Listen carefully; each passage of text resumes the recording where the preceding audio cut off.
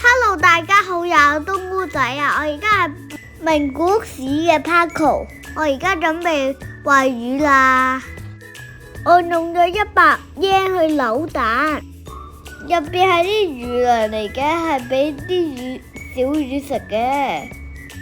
你睇我而家餵佢，佢哋食得幾開心，我全部倒晒落去添啊！Yummy yummy！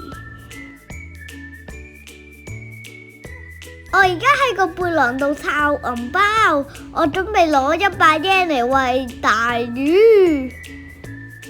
我準備餵大魚啦，我頭先餵完小魚。OK。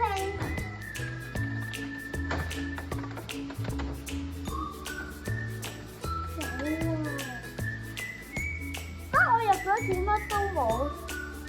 睇下先。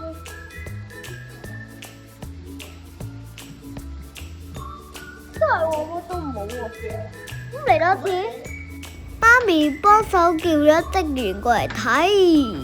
姐姐幫我換咗一個，我而家準備餵啦。完全唔想食喎。咁要點㗎？佢哋可能個個都好飽。啲蝦嚟㗎。入邊有啲蝦同腸仔同肉，佢哋唔食。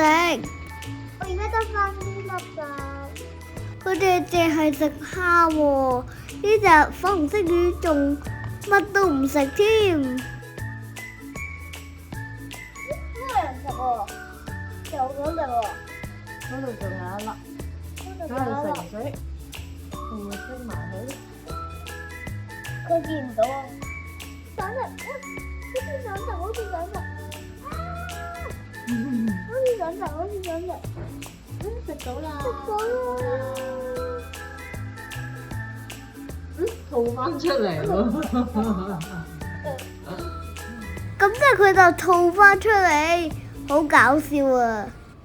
今次係我第2次嚟名古屋市，我第2次餵魚，冬菇仔就嚟到呢度，下次再見，多謝，拜拜。